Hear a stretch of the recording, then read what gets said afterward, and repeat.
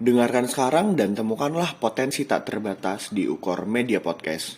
Mari jadikan organisasi olahraga bukan hanya sekedar kegiatan fisik, tetapi juga sebuah perjalanan menuju capaian tak terbatas.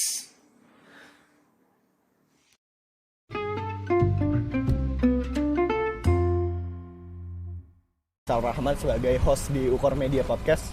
Sekarang aku bersama Mas siapa? Mas Atta Halilintar. Atta, kalau aku panggilannya Atta sih kalau di Ukor. Oh iya, iya sekarang lagi bersama Mas Atta nih. Aku pengen nanya-nanya nih sama Mas Atta terkait Ukor aja sih Mas. Boleh. Jadi gini, apa sih Mas Ukor menurut seorang Atta nih? Kalau Ukor menurutku ya, itu jauh sebelum aku kenal Ukor. Itu sebenarnya aku di awal-awal kuliah itu searching lah bahasanya ya.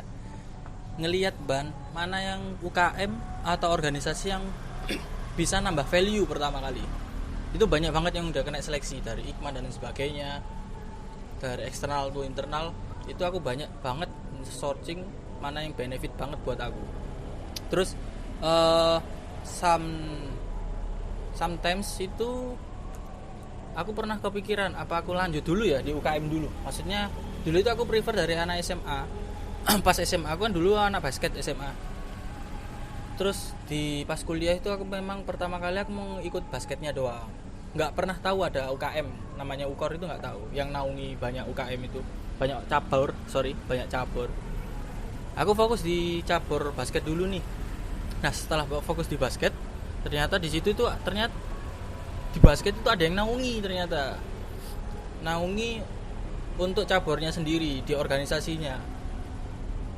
Aku tertarik lah. Pertama itu aku coba dulu ikut diklat, ikut cutting lah, ikut-ikutan lah dulu awal-awal semester 2 kalau nggak salah.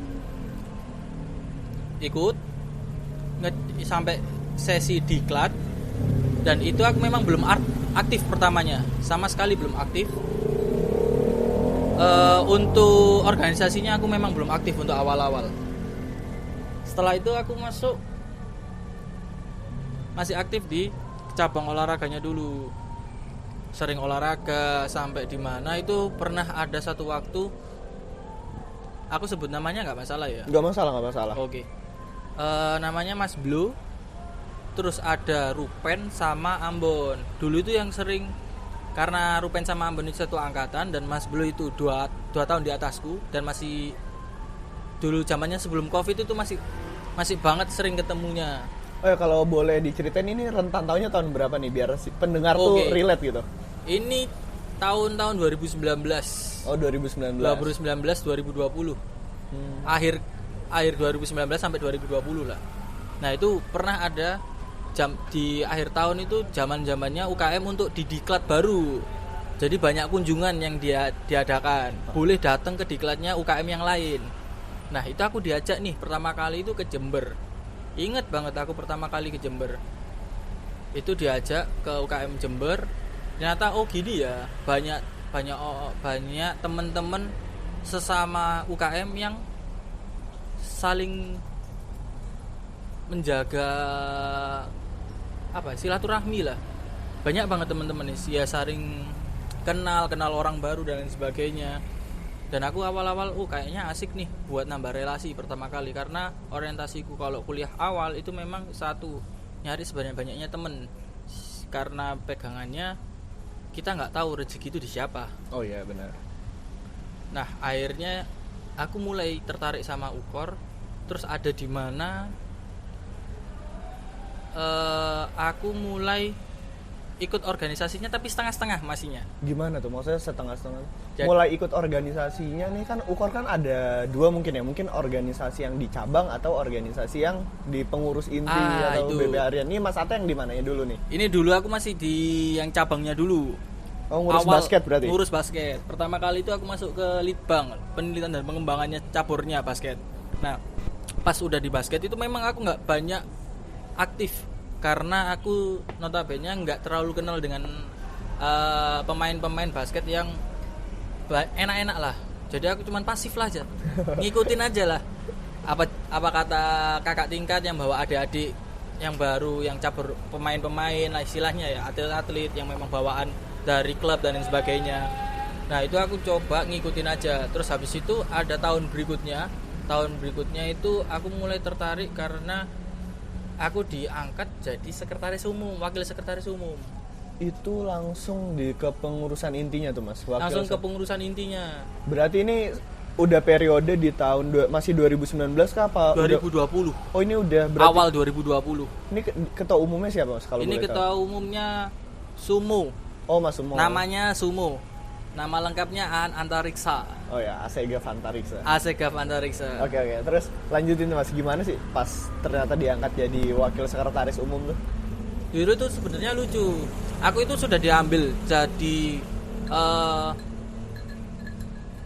korcabornya basket, tapi tiba-tiba pas tahun baru bakar-bakar di base camp yang dulu masih ada di Uinsa, di dalam Uinsa, bakar-bakar di situ. Aku ternyata didepak dari cabur basket. Anjing kurang ajar kok. Gimana ceritanya Mas Asa? Jadi dulu itu Lebih detailnya. pernah ada kesepakatan aku sama namanya Mas Ambon dulu. Nah, cerita Mas Ambon tuh Mas buat Ambon teman-teman pendengar tuh basket juga. Penerus basket juga. Udah diangkat nih. Ayo ta ikut toh. Jadi kecap kor cabur dah. Aku tak yang kecapnya. Oke. Ternyata pas di malam tahun baru, ketua umum yang baru itu tiba-tiba ngobrol. Fix ya awakmu ya. Iya Mas fix. Ternyata ya wis fix wakil sekretaris loh. Kok iso? Nah, aku kaget dong karena nggak ada akad awal nih sama aku, nggak ada tektokan lah di situ. Aku kaget loh. Lah kok aku dipindah? Kenapa kok aku dipindah? Karena permintaan dari namanya Mbak Naren. Mbak Naren ngelihat performaku saat Mustang itu jadi sekretaris itu teliti banget. Padahal ya nggak seberapa, cuman tanggung jawab aja. Oh, itu teman-teman Mas Atta lagi ngerendah emang. Mas Atta tuh Enggak. bagus kok performanya. Kalau aku pribadi sih nggak merasa ya, karena kalau memang udah dikasih jabatan ya amanah aja. Oh iya. Selesaiin apa yang sudah dimulai lah. Hitungannya kalau sebagai cowok ya, Iya. nyelesain apa yang udah dimulai is better lah. Oke, terus lanjut gimana? Terus Diminta Mbak Naren tuh. habis setelah diminta Mbak Naren, ya udah aku mau aja.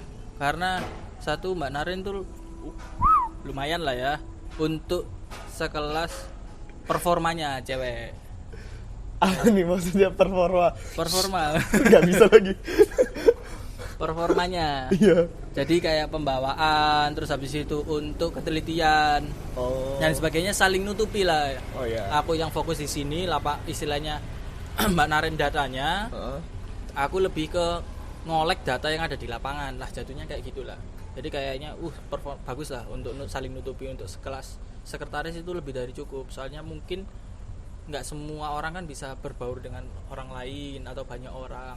Nah sekretaris menurutku harusnya bisa berbaur, karena apapun yang dilakukan sama orang-orang pasti larinya ke sekretaris lagi, entah surat, entah pengajuan dan sebagainya, kayak gitu-gitu. Itu menurutku ya, persepsiku. Terus yang kedua, kenapa aku menerima, karena menurutku untuk formalitas pembuatan surat, template dan sebagainya ataupun hal yang lain itu menarik karena satu,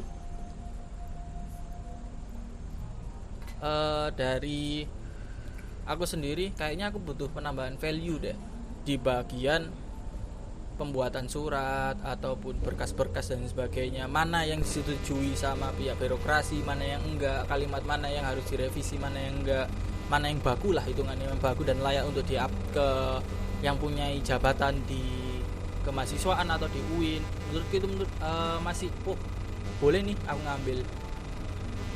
Oh iya, Campur tangan si senior yang ini tuh nggak setuju. Ada mungkin alumni ini nggak setuju. Kan itu tuh udah jadi stigma negatif ya. Benar. Entah di TikTok, entah di Reels, entah di Shorts-nya YouTube. Ada tuh kayak konten kayak barusannya, setiap rapat kita tuh apa-apa tuh harus keputusannya alumni, entah senior atau tanda kutip lah apapun itu. Apakah di UKOR tuh masih dengan budaya yang seperti itu menurut Mas Atta atau udah enggak? Kalau- Enggak itu deh. Maksudnya Mas Atta kan sempat ngerasain itu, coba ceritain. Poinnya aku dapat. Kalau di tahunku, aku masih ngerasain tuh campur tangan dari senior untuk beberapa pengambilan keputusan. Tapi Aku nggak ada problem di situ, tergantung gimana cara kita perspektif ngambilnya. Eh, Mungkin keperhatiannya ikut campur tangan ya, kita ambil kasarnya campur tangan dari Campur tangan perhatian itu diksi yang diperhalus ya. campur tangan, kita ngambil kasarnya campur tangannya yang senior menurutku itu bentuk perhatian dan kasih sayangnya kepada adik-adiknya.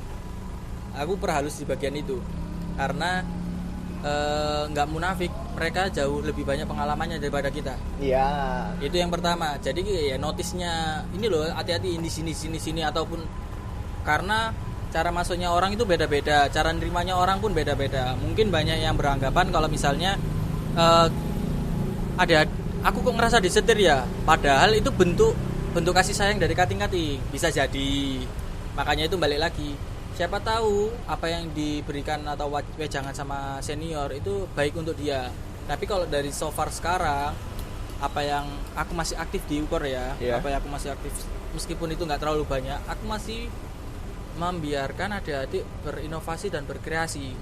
Nah, Secara mau dibungkus kayak gimana dan keputusannya kayak gimana terserah kalian, karena kalian yang istilahnya masih aktif ke dalam kepanitiaan. Terserah mau belajar di situ, itu loh wadahnya udah dikasih. Terserah. Aku cuman mau ngasih pandangan, hati-hati ya di bagian ini, notice ya di sini. Nah, aku tuh menurutku aku berdiri di tempat yang sama dengan statement yang Mas Atta keluarin barusan. Aku tuh juga butuh.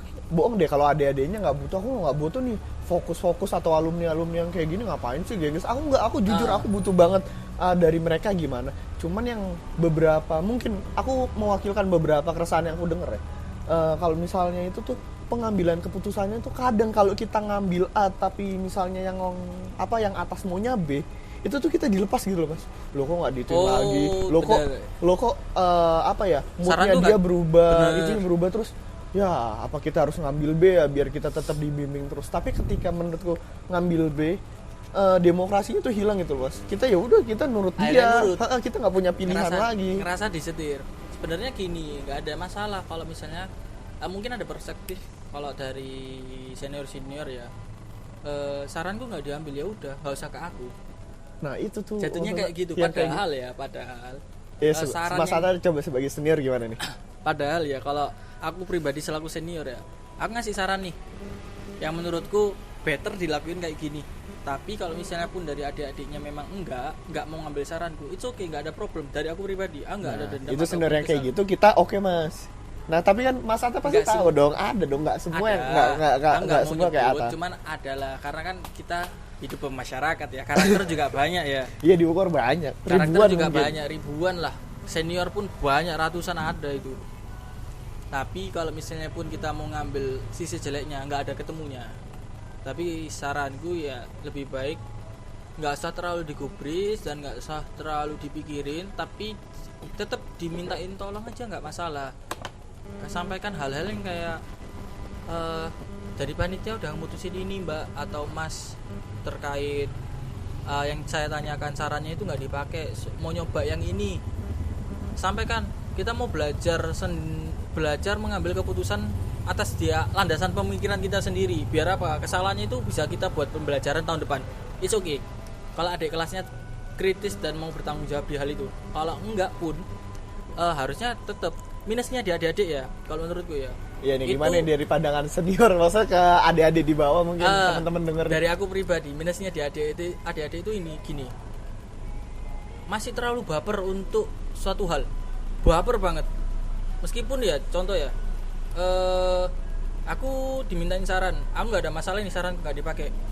Tapi setelah sarannya keputusan itu dilaksanakan yang nggak dipakai saranku, dan menurutku perspektif senior itu kacau atau gagal, mereka nggak mau disalahkan di hal itu. Itu masih baper di hal itu. Menurutku itu jelek banget. Harusnya selaku kepanitiaan harus berani ngambil kesalahan di situ. Kalau misalnya gagal ya tanggung jawab, berani ngaku salah. Nggak ada masalah kamu ngaku salah, tapi ya belajar di situ. Jangan lepas tangan. Jeleknya itu dilepas tangannya. Yang penting itu harusnya mau bertanggung jawab atas kesalahan yang dilakuin. Dia lakuin aja. tanggung jawab. Ya iya aku salah di situ. Keputusannya panitia bareng-bareng. Nggak hanya di kepanitiaan ya, nggak hanya di ketupel ya. Iya, nggak hanya di Kita nggak menyalahkan ketupel, karena ketupel itu bukan otoriter. Kita ngambil musyawarah. Setahu ya, ketupel itu ngambil musyawarah. Mana keputusan yang disetujui banyak orang, itu kita laksanakan. Tapi Iya. kalau mungkin di beberapa ketupel kayak gitu sih Mas ya. Tapi tergantung ketupel sih Mas. benar, balik lagi ke Iya. karakter ketupelnya masing-masing. Tapi kalau misalnya secara overall yang kupahami selaku ketua pelaksana itu, benar yang bertanggung jawab itu kalau dari struktural itu ketupelnya. Tapi panitia juga harus mau breakingin dong. Dari Iya. apa yang udah dilaksanain bareng-bareng. Gak mungkin kan acara itu terlaksana karena ketupel doang. Pasti panitia pun yang setuju juga harus ikut tanggung jawab dong atas keputusan yang sudah diputusin. Ataupun ada panitia yang memang nggak ngambil keputusan itu harus profesional juga dong, karena kita kan kegiatan yang nyangkut orang banyak ya harusnya ikut profesional, meskipun nggak setuju di keputusan itu ya harus berani tanggung jawab juga atas kesalahan yang udah dilakukan panitia. Dan kalau misalnya pun dijudge, adik-adik dijudge masih baper, menurutku itu jelek banget. Tuh buat maksudnya teman-teman yang itu mungkin kita bisa mengevaluasi diri kita ya, jangan protes terus. Tapi ya ada plus minus ya emang. Plus minus gak ada masalah. Nggak di ada situ. masalah. Emang itu dinamikanya. Dinamikanya Kayak, organisasi atau adik-adiknya nggak seneng kalau misalnya dinilai kayak Setir. gitu, nggak setir. Tapi kadang kita butuh, kadang seniornya juga mungkin entah baper atau apa gara-gara sarannya nggak dipakai, Betul. padahal udah minta tolong. Tapi itulah terlepas dari dinamikanya kok. Aku mau kayak kita yang lebih santai kali ya Mas ya. Dia tadi tuh kita ngomong benar-benar berat dan serius. Tapi nggak apa-apa, menurutku itu bobotnya di obrolan kali ini. Tapi kalau ada nggak sih Mas kayak budaya-budaya kayak dulu nih, aku sempet denger nih salah satu senior ya Mas Mlo juga cerita. Dulu aku tuh selalu tidur tuh di sport center demi ini. Terus kalau sampean tuh ada nggak sih kayak budaya yang diukur yang kayak asik, kangen deh, kayak pengen balik lagi deh ke masa itu? Oke, budaya yang seru banget ya menurutku pribadi. Mungkin kalau di sekarang itu masuknya ke pembulian lah ya. Masuknya ke pembulian. Tapi Coba lebih diperhalus sedikit kayaknya adik-adik diukur nanti takutnya denger atau calon maba ukur kayaknya nggak boleh kok. bukan bully, tapi lebih merakatkan. Nah. Jadi contoh banget. Dulu itu aku pernah karena zamannya masih belum Covid ya itu ya. Iya. Itu aku masih jualan lumpia dan lain sebagainya, masih kuliah semester 4-5 lah. Semester 34 semester 34 jualan lumpia. Dan pernah ada satu hari ada yang jualan dan ada nih namanya Mas Ikrar. Oh iya, Mas Ikrar. Oh iya, Cak Ikrar ini juga legend loh di Legend ukur ini lucu. Kan aku paham diriku sendiri kalau ngejokes itu mesti nggak lucu. Iya kadang ya Lebih banyaknya nggak lucu tipis lah. tipis Lah. Nah, aku sadar di hal itu dan aku ada satu penjual, satu cuttingku jurusan itu beli dan tanya ada kroket nggak? Dan itu kan jajanan basah lah ya, kroket itu ya. Aku bilang ada. Loh mana kok nggak ada? Aku ngambil botol saus. Loh ini mbak, kroket. Jush. Dan ada Mas Ikrar. Menurutku itu lucu banget. Dan aku ngetek orang yang ku kenal karena menurutku siapa tahu bisa bantu kekeringanku di jokes itu. Ternyata Mas Ikrar lepas tanggung jawab. Oh besi langsung ditinggal. Kan anjing banget. Aku mulai cuttingku yo. Oh persis, guyu dan sebagainya. Jadi kroket mbak. Nah setelah itu malamnya diparodikan sama Cak Ikrar, cerita ke Mas Blue, Rupen, Ambon. Bantai gua. Itu Zamannya ada basecamp malam-malam itu diparodikan. Ada yang karena kan pas itu kan aku jualan masih siang ya, masih jam-jam kuliah ya. Ya pasti kan kerudungan semua nih karena yang pembelinya cutting itu cewek. Mas Blue pakai sarung buat jadiin kerudung. Ambon apa Rupen gitu aku lupa juga ikutan. Akhirnya Mas Ikrar berperan sebagai aku yang jualan. Memparodikan di hal itu, guyu semua dan itu menurutku kenangan yang aku anjing. Sampai cutting pun mau memparodikan aku yang menurutku gak lucu ya, tapi setelah diparodikan jadi lucu Iya, kan? iya. Jadi bahan kenangan di situ. Lucunya di situ ya. Akhirnya aku ya keren deh kayaknya ini, kayaknya keseruan kerekatan dalam hubungan ukor kekeluarganya itu kerennya di situ. Jadi hal-hal yang menurutnya nggak lucu tapi diparodikan dan jadi bahan lucu orang-orang. Ya menurutku aib ya, tapi menurutku itu ya selucu-lucuan aja karena Iya. aib ya aib karena aku guyon nggak lucu, akhirnya gara-gara guyon nggak lucu dibuat Iya, lucu sama malah anak-anak. dinyek gini. Dinya menurutku ya wajar karena ya kalau nggak digituin, kalau di aku pribadi kesalahanku sendiri ya kayaknya aku nggak bakalan punya kedekatan nih sama orang-orang kayak Mas Ikrar, Mas Blue ataupun orang-orang yang lain kayak gitu-gitu.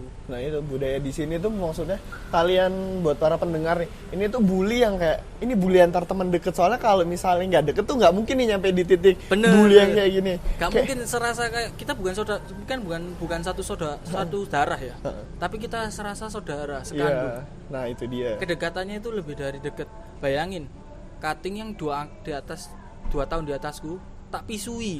Nah aku juga mas, aku nih angkatan 2020, aku ke Mas Ata beda 2 tahun, aku ke Mas belum beda 4 tahun. 4 tahun. Malah tahun lahir nggak tahu lagi tuh kapan. Nah. Tapi kalau angkatan kuliah aja, Mas Blue tuh udah setara kayak mbakku gitu, yang aku sama mbakku aja nggak berani tuh kayak gitu. Iya. Tapi kalau sama ini oh ini akhirnya nih aku dapet peran kakak nih. Nah, jadi kayak menggantikan peran kakak kandung yang tapi bisa jadi temen. Ya ini tuh teman, kayak kadang bisa jadi kakak, kadang bisa jadi temen, kadang bisa jadi emang selayaknya seorang cutting. Itu tuh kerasa banget. Maksudnya aku ngerasain banget gini deh, backgroundku aku generasi covid, aku baru di kampus UIN saya 3 tahun lah, 2 tahun setengah.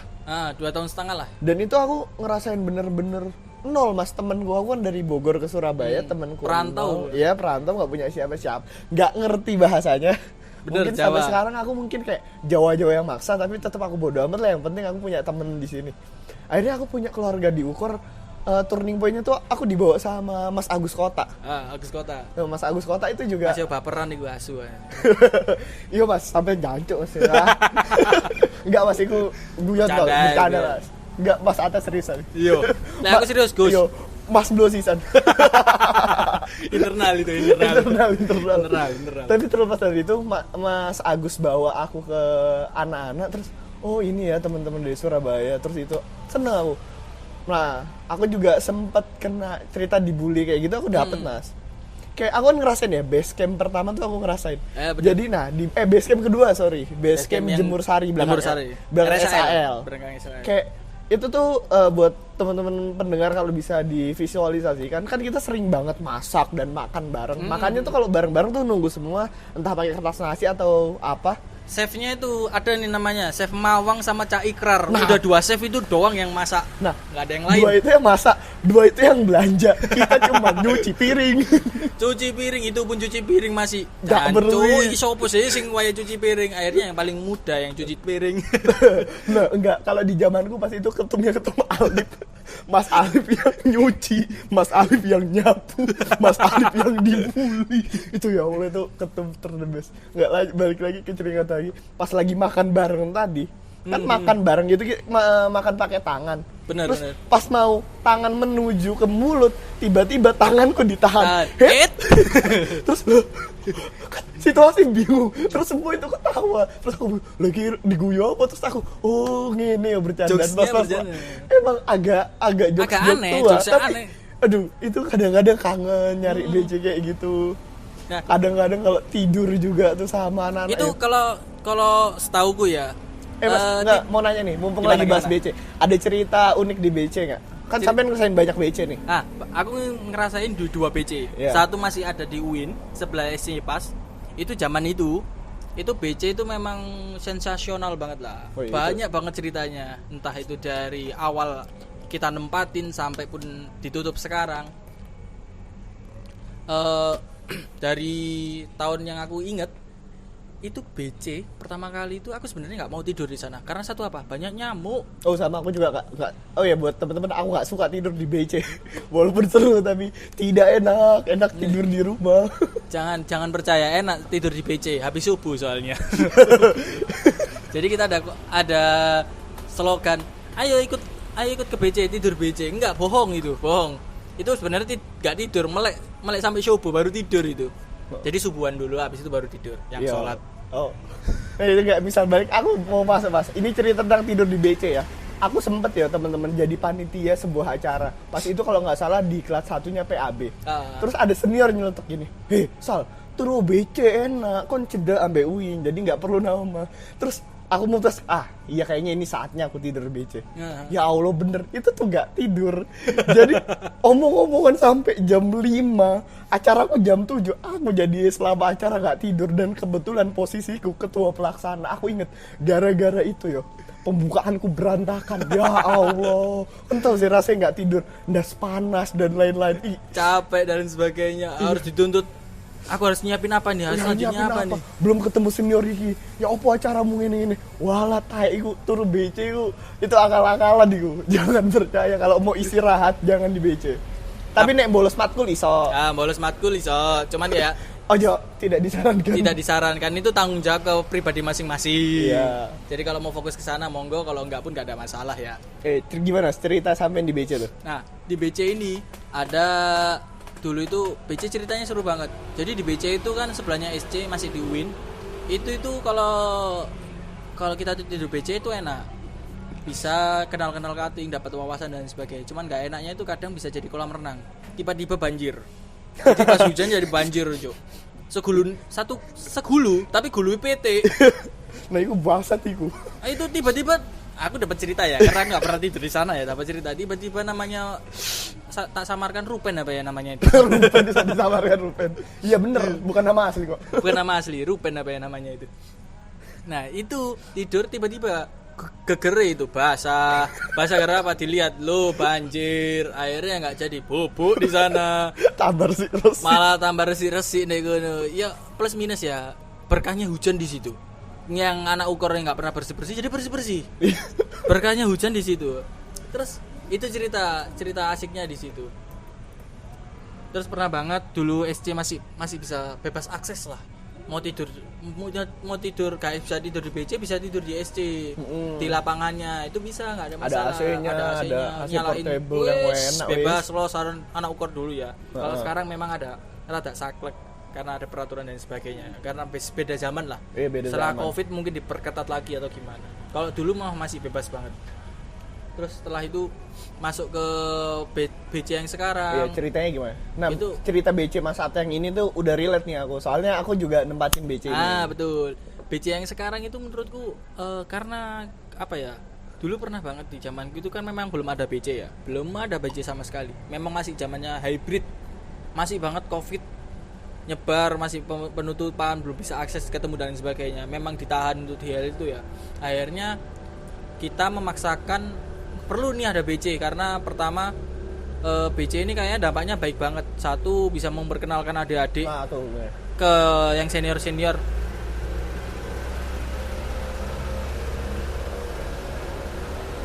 Bisa memperkenalkan adik-adik ke senior-senior. Terus yang kedua bisa kita cerita-cerita masa lalu ukor atau kayak gimana. Gunanya BC sebenarnya proyeksinya ke sana. Cuman sejauh ini karena memang ada kendala bagian apa aku kurang begitu mau nyebut. Itu yes internal aja.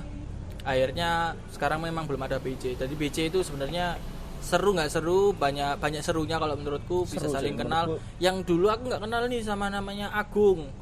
Itu namanya Agung itu kan ketua angkatan ya, angkatan 222.